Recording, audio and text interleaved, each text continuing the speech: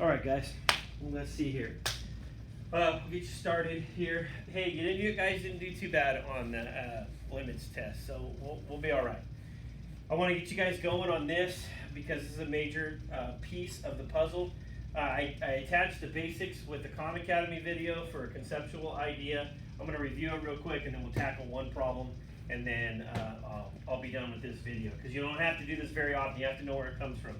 So just remember, a derivative from the Khan Academy is literally finding instantaneous velocity or instantaneous slope, rise over run, or change in y over change in x. That's why you see it this way, change in y with respect to x. So the limit is going to be a slope equation, and that's where this comes into play. So if we wanted to find, and again, I'm just kind of redoing the video from the Khan Academy one I had you guys watch. If we wanted to find this exact spot right here, that slope right there, it's not a straight line. It's actually basically what we call, it's a tangent line. It comes along here and it shoots off and it barely touches right there. I did a bad drawing. So we want to know exactly what that slope is right there. Well, how we do this is we take what's called a secant line. So this is a secant line. And we kind of work with it conceptually. And so if we look at it, if I'm going to find the slope of these 2 points, I have my x value and then I have my y value, which is f of x. Okay? And then if I move over some value, which is h, which would be considered h, you may see it as the change in x, so the change in x, but a lot of times I just like to use h because you use the change in x and this problem gets nasty. So from there I moved over h. So that is my run, or my change in x, which is my run. That's where that comes from. But when I move up, I'm going from a y value of f of x to a y value of f of x plus h, because I had to move over to this new value. What's the new value? It's x plus h. It's x plus the value of h. So that's where this comes from. So if derivatives are based on the change in y's over the change in x, if you look at this, what's the change in y? It's f of x plus h subtract f of x. That's where this formula comes from. And the reason why we're saying h approaches 0 is because if I continually shrink this thing down to where h gets closer and closer to that point, that's the definition of a limit. What is this secant line doing as my h value gets closer and closer to 0? Because once it gets all the way to here, this thing goes from a tiny little triangle to a triangle with no bottom to it, no h. That's why it's approaching h. H approaches 0. Okay, so let's look at this.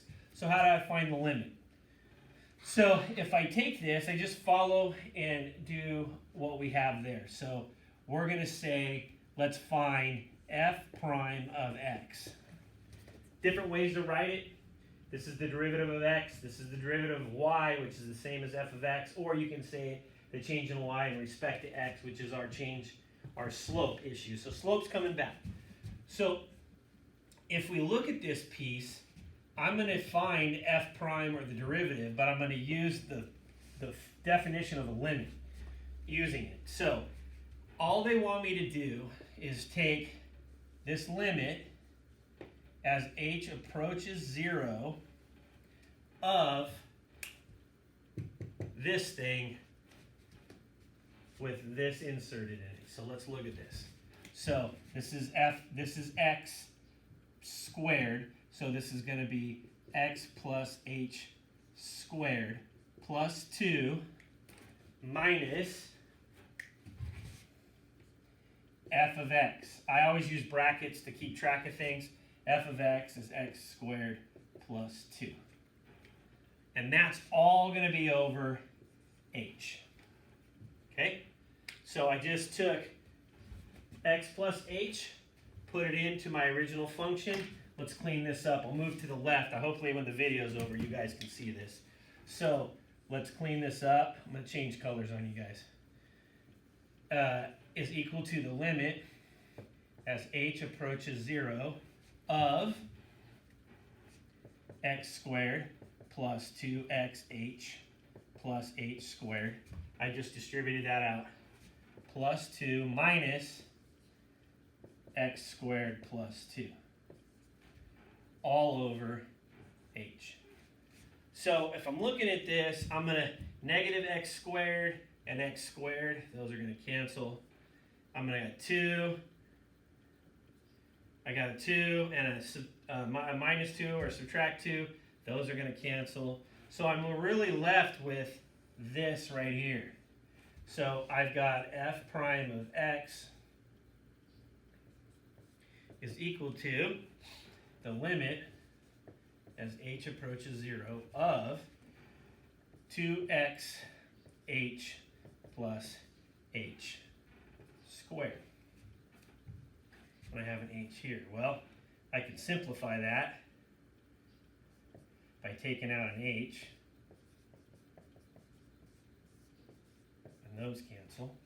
So now f prime of x is equal to 2x plus h. Oops. The limit as h approaches 0 of 2x plus h. I'm allowed to substitute in, so my answer is 2x. And so here I could say, okay, the derivative of f of x is equal to 2x, and so then you throw in this piece here at x equals 3. So then we just plug in 3 here, and we get 6. So the slope of x squared plus 2 at x equals 3 is equal to 6. That's instantaneous slope, or instantaneous rate of change. So that's a real quick version. Your work tonight is just working with this piece right here. Just remember on this step, when it expands and gets really big, a bunch should cancel out on the next step. If it keeps getting bigger, you did a mistake and you did something wrong. That's it for the definition of a limit, and we will get after it here soon. Talk to you later.